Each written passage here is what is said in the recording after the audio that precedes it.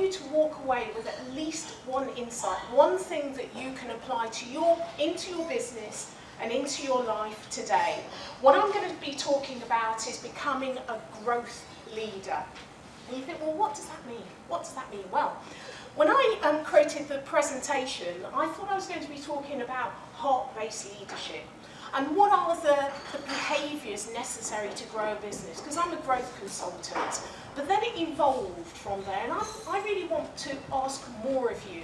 I really want to motivate your thinking into action so that you're going to change the way that you do business. Now, I'm not an expert in your industry, but I do know about leadership behaviours.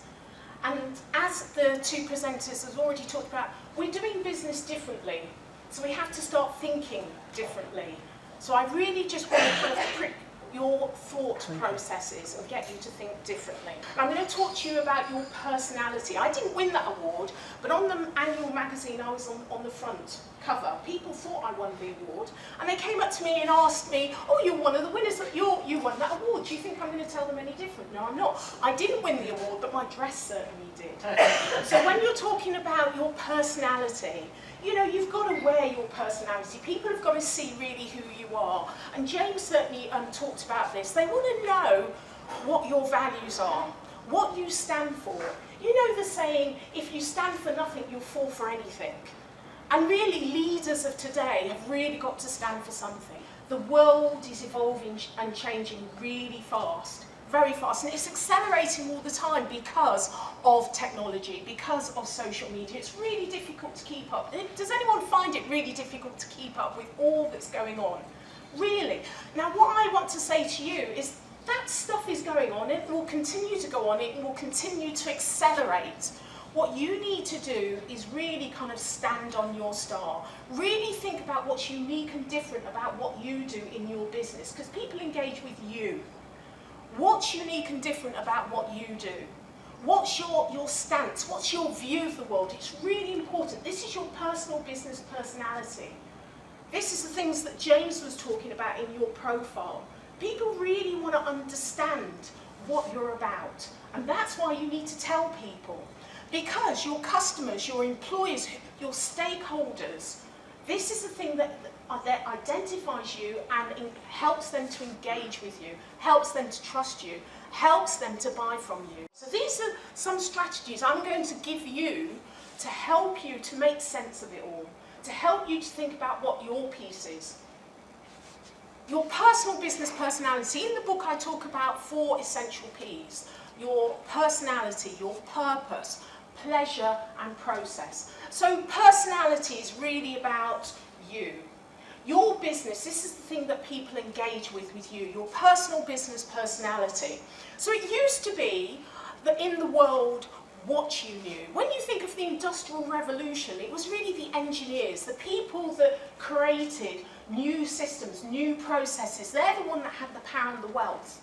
And then it moved on to who you were, the educated class. Now I know in politics when we're talking about the Etonians, it's still the kind of old boys networks, but that's breaking down. Go with the women, we're coming.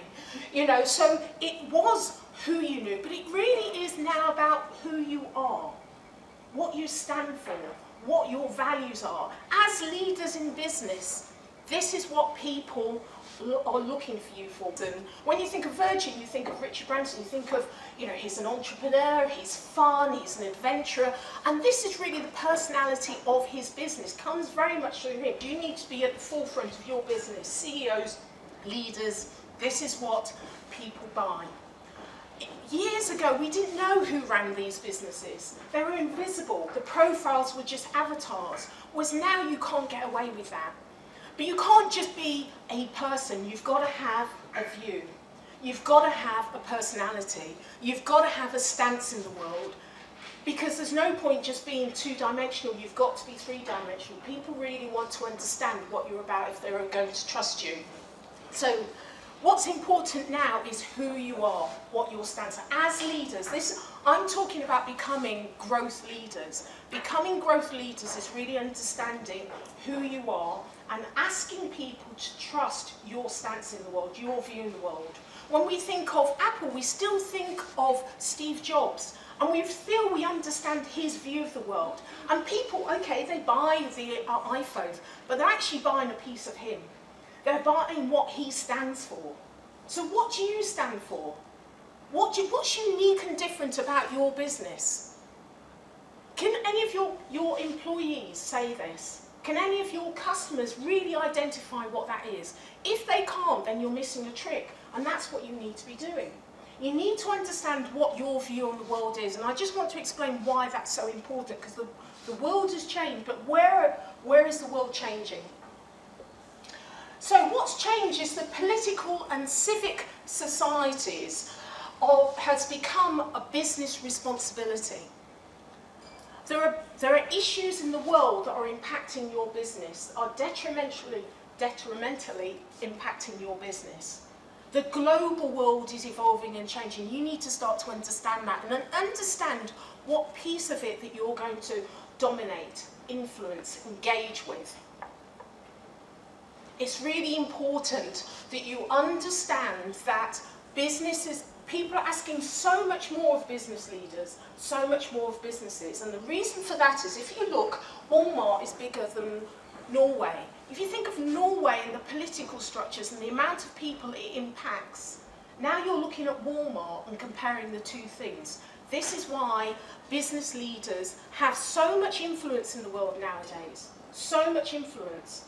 This is why the public is expecting so much more of you than they ever did before. Because business is big. Business can influence the global economy enormously. So you might be thinking, well, I'm just, a small business, I'm growing. But the impact that you can have through the internet, through social media, through avenues that haven't even been conceived yet, are enormous. So you've got to get with what you stand for. What bits are you going to engage with? What are the bits that are going to impact your business? What are the bits that you're going to have a view on? What are the things that are going to define you from your other competitors? So much Walmart, but Apple. Why is that? Because it's technology. It's almost a threat if it gets too big. But you can imagine the impact that can have on the world. You can have an impact as well. Prince Charles was recently in the US, and he was talking about climate change. But actually what he said was that he's asking business leaders to act in the way they would act at home, at work. So actually, what he's saying is you need to take responsibility. It's really important to take responsibility for your actions. You've got to act the same at home as you would at work. And that's being responsible, because the impacts that you can have on the world. You could be a small piece of Walmart or Apple, but the impact is the size of countries. The impact you can have, and it has this ripple effect. So what's your stance in the world? When I'm talking about becoming a growth leader, I'm talking about you having an impact on the world through your business, because the public expects, I expect, you should expect as well. Often we don't ask ourselves the right questions. If we don't ask ourselves the right questions, we're not going to come up with the answers. And the answers are out there, it's available to us, but you've got to start by asking yourself the question. What's my stance in the world? What impact can I have? Because it's enormous. It's enormous the impact you can have.